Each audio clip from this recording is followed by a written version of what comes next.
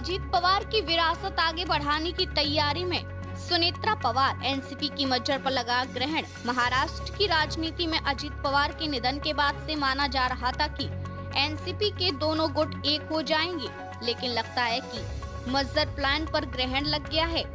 अजीत पवार की सियासी विरासत संभाल रही सुनेत्रा पवार की मौजूदगी में एनसीपी नेताओं की बैठक हुई, जिसमें विलय को लेकर कोई बात तक नहीं हुई। महाराष्ट्र सरकार में डिप्टी सीएम का पद संभालने के बाद से अजीत पवार की पत्नी सुनेत्रा पवार अब फुल एक्शन में नजर आ रही हैं। सोमवार को एनसीपी के तमाम वरिष्ठ नेताओं के साथ बैठक में सुनेत्रा पवार को पार्टी का राष्ट्रीय अध्यक्ष बनाने पर सहमति बन गई है।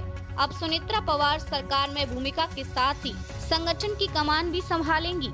ऐसे में अजीत पवार की सियासी विरासत को आगे बढ़ाने के लिए सुनेत्रा पवार पूरी तरह से तैयार हैं। एनसीपी नेताओं की बैठक में सुनेत्रा पवार को एनसीपी की नई राष्ट्रीय अध्यक्ष बनाए जाने पर सहमति जताई है। एनसीपी के राष्ट्रीय कार्यकारी अध्यक्ष प्रफुल्ल पटेल ने सुनेत्रा पवार के नाम का प्रस्ताव रखा, जिसे सभी विधायकों ने हाथ उठाकर अपना पूर्ण समर्थन दिया। सुनेत्रा पवार को आधिकारिक रूप से राष्ट्रीय अध्यक्ष बनाए जाने के फैसले पर 26 फरवरी को फाइनल मुहर लगेगी। डिप्टी सीएम बनने के बाद सुनेत्रा पवार ने पहली बार एनसीपी विधायकों और वरिष्ठ नेताओं के साथ बैठक की। सुनेत्रा पवार ने यह कदम कई नेताओं के उन बयानों के बाद उठाया है, जिनमें उन्होंने कहा था कि कोई भी निर्णय लेने से पहले पार्टी नेताओं की राय को ध्यान में रखा जाना चाहिए।